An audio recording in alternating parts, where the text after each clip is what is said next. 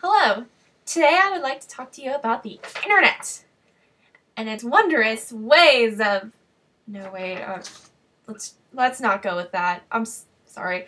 That sounds really corny and cheesy and sounds like something you would have in history class. Anyways, what I do actually want to talk to you about is how the internet has been a place for young people to express themselves. My name is Margaret Burke, and I'm currently a student at Kansas State University here in Salina, Kansas. And my project for today is expressing oneself, or how Rookie allowed me to think. Now, how many people often use these things? That's backwards, and you probably have recognized that meme. And yeah. Anyways, they are called memes, and they are basically spread from one person to another, which is, according to Wikipedia, that's the actual definition. Anyways, of course, if you haven't been living under a rock for the past 20 years, you would know this. But what a lot of people tend to use to express themselves is primarily through social media sites such as Facebook, Twitter. Some would say Tumblr is a social media site, but it's half social media, half blog, I would say. But at one point or another, probably before the days of getting a Facebook, someone would say, oh, I have a blog. And at one point or another, all of us have created a blog. I have a blog. Actually, I have 2 blogs. Anyways, whether that is to complain and rant about their complications in modern day life, or whether they just want to post up pictures of their Instagrams of what foods they've been eating for lunch, or their cat doing something, and they call it good. So you're probably wondering, why is this all relevant? Well, that's because there's this one particular site that I have found that to be quite unique. It's a place where girls, and people in general, can go to find, that offers a different point of view. I guess that I would say it that way. This website's called Rookie Magazine, and this was primarily teenage girl magazine online publication that was started by style blogger Tavi Gavinson. If you want a little background about Tavi, she started a fashion blog when she was about 11. And usually when you're around 11, you start playing around with your identity and you start expressing yourself in different ways. Well, she found style to be a way for her to express herself, whether that would be from a certain movie that she was watching at a time that she got inspired by, or whether that was from I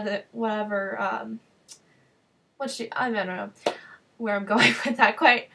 But anyways, what Gabby was able to do at her age, she basically was just playing around. She thought, oh, I might as well show off my style and, to have fun with it. That's basically what she has said in many interviews, is that she was just having fun with it. And then all of a sudden she started getting this attention, this incredible amount of attention for being very stylish. And then eventually, so sorry about that. Eventually, at some point, she started getting a lot of attention and started getting invited to fashion shows, and even sitting in the front row of fashion shows, which is usually reserved for, like Anne Wintour, celebrities, all those. Anne Wintour, by the way, is the editor-in-chief of Vogue. But anyways, it's reserved for, like, really, really famous people. And then all of a sudden, this 11-year-old coming from the Midwest, who's wearing crazy outfits.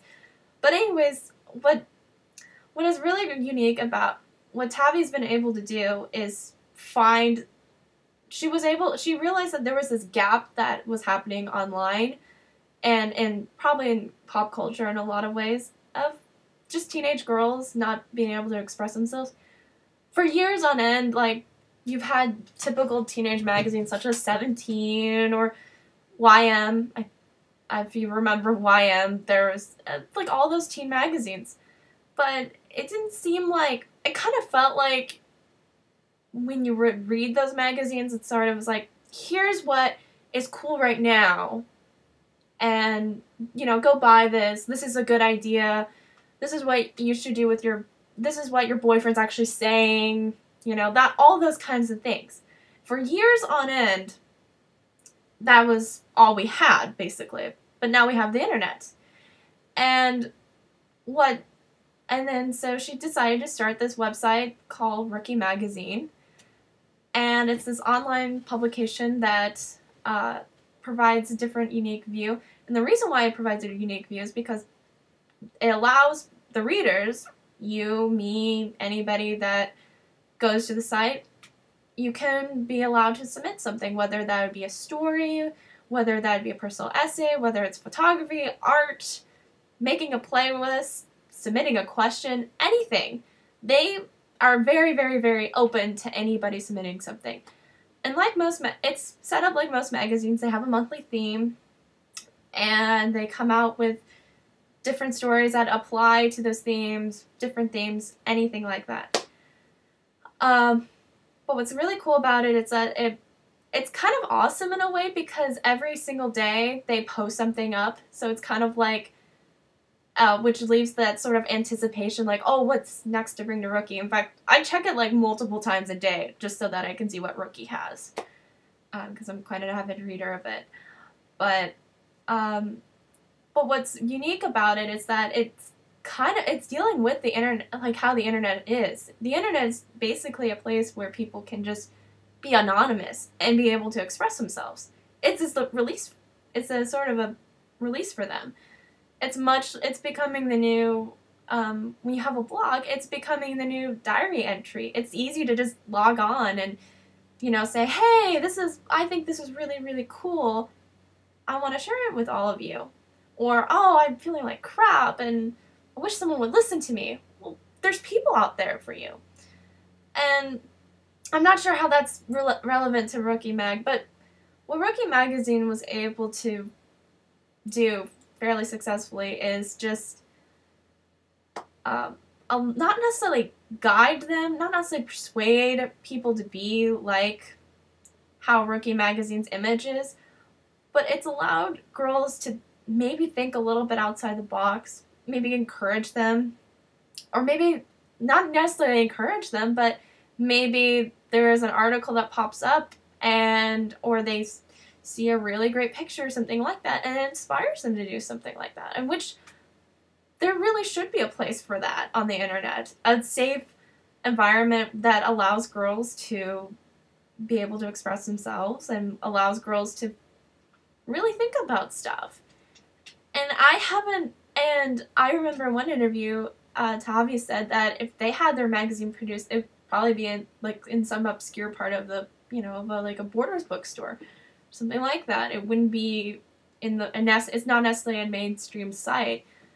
But at the same time, though, what's so funny about it is that a lot of the stuff they have on there, it's stuff a lot of people think about, but it's stuff that never is ever discussed in magazines, in mainstream magazines. So, but I mean, there's a lot of pros to using the internet, and in which Rookie has provided that.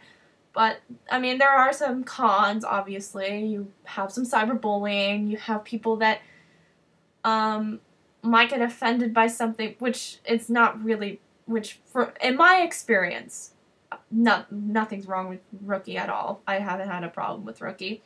But what I'm trying to say is that the internet can be a fairly harsh place. I mean, if you ever go on to Reddit.com and read any message boards, that's where you'll see the hostility.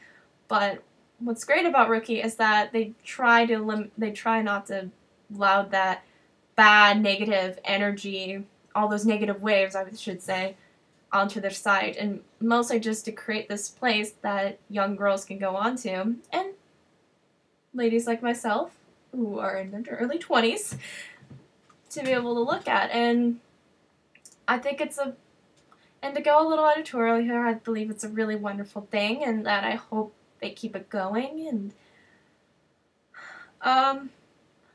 in terms of this project, I do have a lot more research to go off of.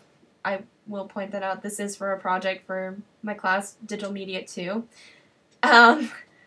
But for right now, I just kind of wanted to say that that's sort of where I wanted to go with. It's not really so much factual based, but it's just an example of what is possible for young people to do, especially with the internet. I mean, the internet is limitless when it comes to expressing yourself. So I'm going to end it there. And I hope you all have a wonderful day. And, okay, so this is it. Thanks. Bye-bye.